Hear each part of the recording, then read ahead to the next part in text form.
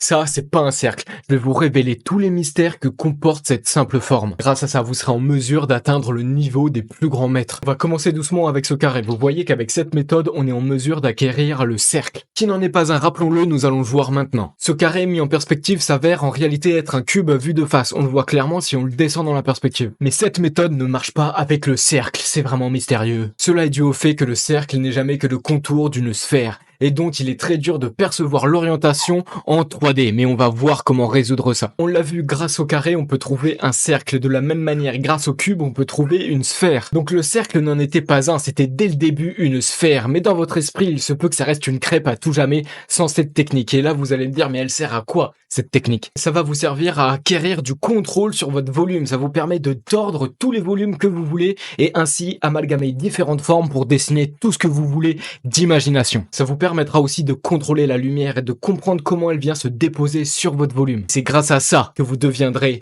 un des plus grands maîtres.